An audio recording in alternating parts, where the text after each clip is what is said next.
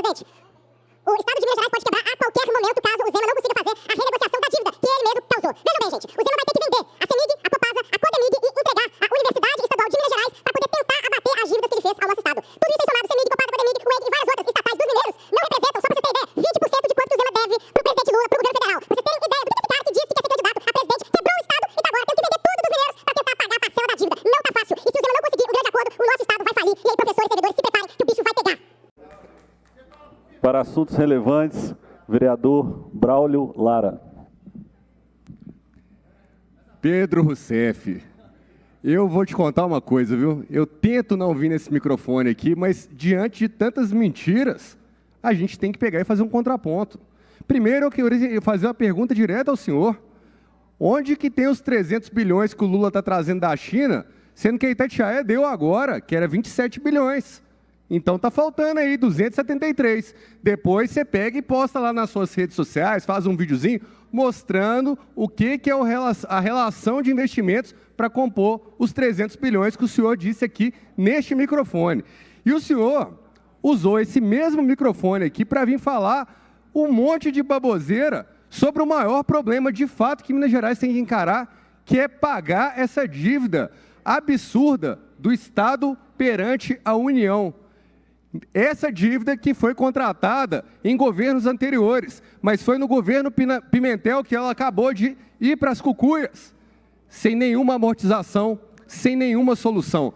E o governo mineiro do Partido Novo, Romeu Zema, Matheus Simões, sabiam que era o pior dos problemas que a gente tinha. Sabe por quê? Porque uma coisa só falou verdade. A gente pode quebrar a qualquer hora se o Lula resolver cobrar essa dívida passando por cima de todos. Mas o nosso governo não deixou a faca ficar apoiada no pescoço. A gente fez adesão ao RRF e agora que tem a possibilidade do Propag, o Propag sim é uma possibilidade real, mas para a gente ter um benefício de redução de juros, nós temos que dar uma entrada de 20% dessa dívida bilionária, que chega a 170 bilhões. 170 bilhões de reais vezes 20% são 34 bilhões que a gente tem que amortizar na entrada. E o mineiro não tem esse dinheiro no bolso, não. Só tem uma saída. Ou vai federalizar ativos, ou ele vai ter que ter um prazo para vender esses ativos e entregar o dinheiro na mão do Lula. Agora, o PT não quis anistiar a dívida, o PT não quis fazer redução de juros.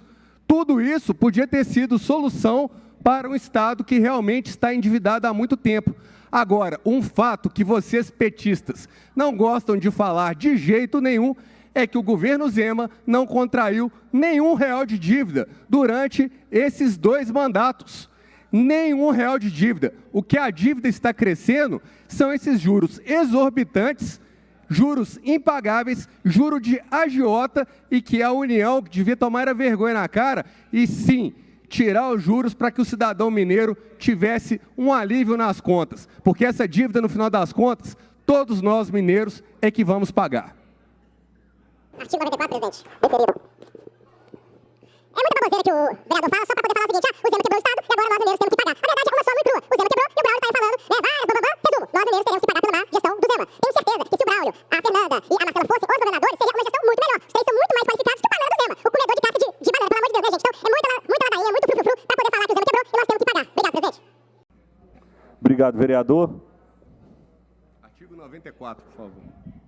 Deferido. Vereador Pedro Rousseff, eu até agradeço o seu elogio de falar que, possivelmente, se um dia fôssemos gestores do Estado, faríamos uma excelente gestão, talvez melhor do que o Zema, mas não é isso. O Zema é um excelente governador, a equipe do governo é uma equipe profissional, enxuta e que está fazendo a diferença. Agora, diferente da gestão PT, diferente de uma gestão inflada do PT, sabe quantas secretarias tinham naquela época do Pimentel? Quase 30. Hoje a gente trabalha com 14. Agora, trabalha com austeridade, trabalha com racionalidade, que é o que o PT não sabe fazer.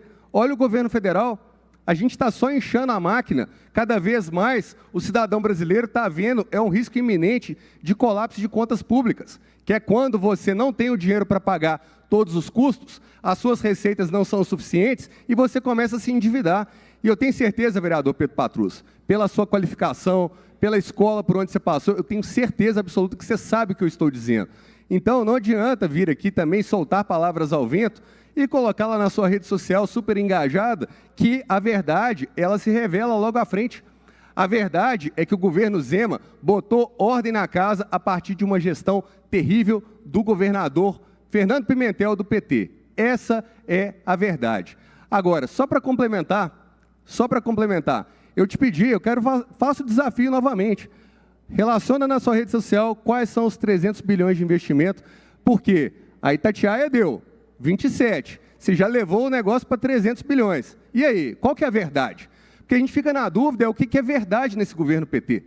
A gente fica na dúvida, o que significa, vereador Pablo Almeida, quando o nosso presidente da República senta numa mesa só com ditadores, pessoas que não defendem a democracia, pessoas que matam os outros que estão fora das correntes ideológicas. Ou isso não acontece no nosso planeta? Estava lá o Lula sentado, com eles, com aqueles que estão sempre lá defendendo regimes fechados, regimes autoritários, regimes comunistas.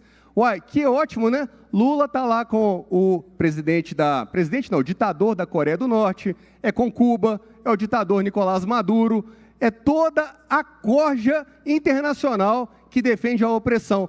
Que história é essa, então, que defende democracia e senta com o ditador? Nós queremos a verdade. E o governo Lula sempre trabalha assim, iludindo os daqui e fazendo essas atrocidades lá fora. Obrigado, presidente.